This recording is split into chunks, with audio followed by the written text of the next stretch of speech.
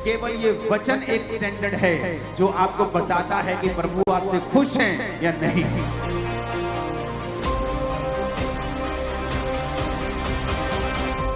पवित्रताई इस वीडियो को लास्ट तक देखिए, क्या समझाना चाह रहे पास्टर जी हमको नरूला। लास्ट तक जरूर देखें इस वीडियो को। एक गुण नहीं है, ये वेपन है, हथियार है तुम्हारे हाथ।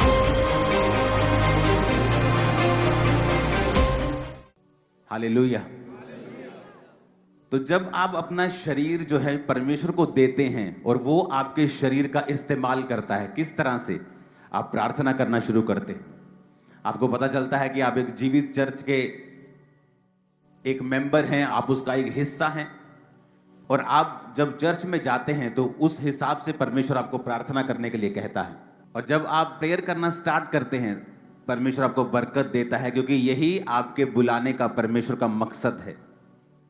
अगर आप बुलाए गए हैं तो वचन ये कहता है कि आप परमेश्वर के घर में लगाए जाएंगे, उसके घर में लगाए जाएंगे, रोपे जाएंगे और आपको पानी दिया जाएगा।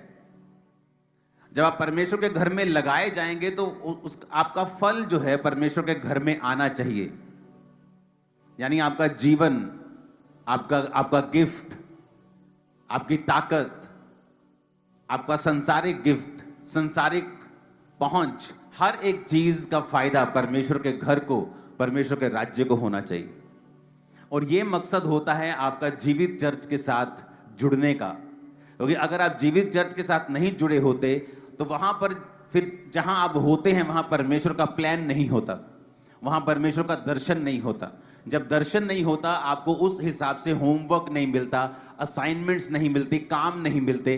जब आप उस हिसाब से काम नहीं करते हैं तो आप क्रिश्चियन होते हुए भी वैसी बरकत, वैसी परमेश्वर के साथ निकटता को महसूस नहीं करते जैसी एक जीवित चर्च के साथ जुड़ा हुआ व्यक्ति करता है।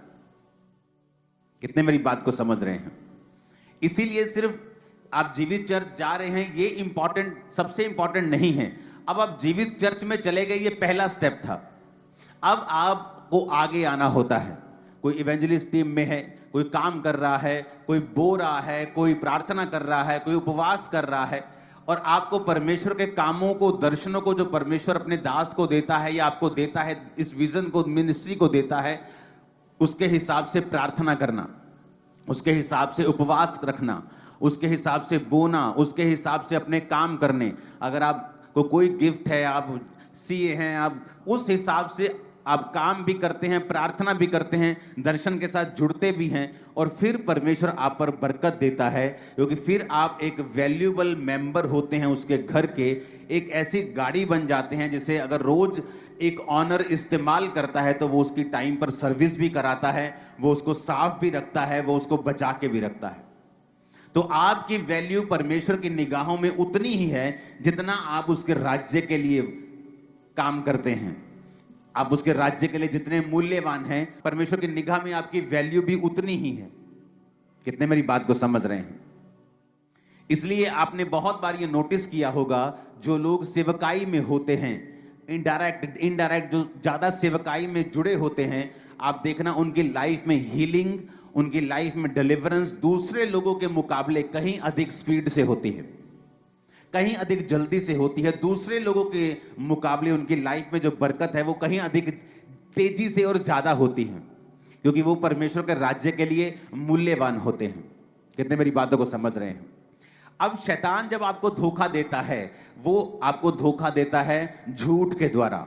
क्योंकि जब उसने हवा को भी भरमाया तो उसने झूठ कहा कि अगर ये फल तू खा लेगी तो ये फल खाने से तेरी आंखें खुल जाएंगी और तू परमेश्वर के तुल्य हो जाएगी। जबकि हवा ये भूल गई कि वो तो पहले से ही परमेश्वर के तुल्य बनाई गई है, तो उसे सिर्फ अच्छा देखना है, क्योंकि परमेश्वर ने सब कुछ अच्छा बनाया, उसे बुराई क्यों देखनी है? बुरे या भले के लिए उसकी आंखें वो क्यों खोले?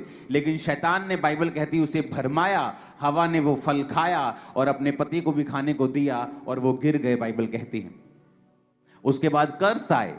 इमेजिन करो, आपका हार्ट, आपकी किडनी कितने हजार साल चलने के लिए बनाई गई थी।